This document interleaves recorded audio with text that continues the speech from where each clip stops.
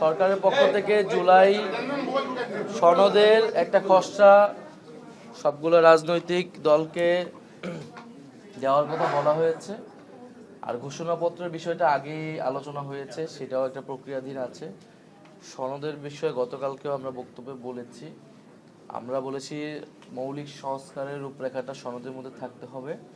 তো এর মধ্যে ম্যাক্সিমাম বিষয়ই ঐক্যমত হয়েছে এবং সেটার জন্য আমরা সকল রাজনৈতিক দল এবং ঐক্যমত কমিশনকে ধন্যবাদ জ্ঞাপন করেছি যে সবাই যার যার অবস্থান থেকে সরে এসে জাতীয় স্বার্থে ঐক্যমত পোষণ করেছেন। কিন্তু এখন মধ্যে অত্যন্ত গুরুত্বপূর্ণ একটি বিষয় হচ্ছে উচ্চকক্ষ, যেটি প্রথম থেকে আলোচনা ছিল, বিএনপি সহ বিভিন্ন দলের প্রস্তাবনাতেও ছিল। কিন্তু আমরা বলেছিলাম যে উচ্চকক্ষটা ভোটের অনুপাতে হতে হবে, পিআর অনুসারে হতে হবে, এটা আসনের অনুসারে হওয়া যাবে না। ফলে এই উচ্চকক্ষ আমাদের ক্ষমতার ভারসাম্য এবং জবাবদিহিতার জন্য অত্যন্ত গুরুত্বপূর্ণ। সে বিষয়ে এখনো ঐক্যমত আসেনি। তো সেই বিষয়ে ঐক্যমত না আসলে এই জুলাই সনদ স্বাক্ষরিত হবে কিনা সেটা নিয়ে আমাদের সন্দেহ আছে।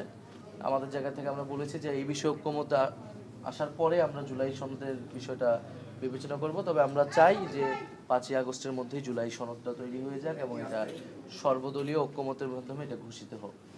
দ্বিতীয়ত নেত্রকোনায় যেটা বলেছেন যে সেখানে প্রতিবাদ জানানো যে কারো অধিকার রয়েছে, আবার আমাদেরও অধিকার রয়েছে যে কোনো বিষয়ে যে কারো বিষয়ে যৌক্তিকভাবে কথা বলা।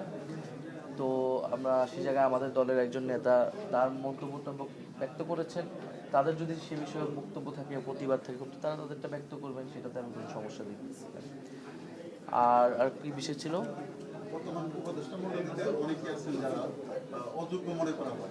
না, নির্বাচনের এটা শুধু উপদেষ্টা মণ্ডলীর বিষয় না, পুলিশ থেকে প্রশাসন থেকে শুরু করে বিভিন্ন জায়গায় আমরা দেখছি তারা নিরপেক্ষ আচরণ করছে না। নির্বাচন কমিশনের বিষয়টা আমরা বারবারই তুলেছি। ফলে জুলাই সনদ হয়ে যাওয়ার পরে তখন তো নির্বাচনী তোড়জোড় সম্পূর্ণরূপে শুরু হবে এবং নির্বাচনের আগে অবশ্যই নির্বাচনের যে লেভেল প্লেইং ফিল্ড সেটা নিশ্চিত করতে হবে, তার মাধ্যমে নির্বাচনের দিকে অগ্রসর হবে। ঠিক আছে, ধন্যবাদ।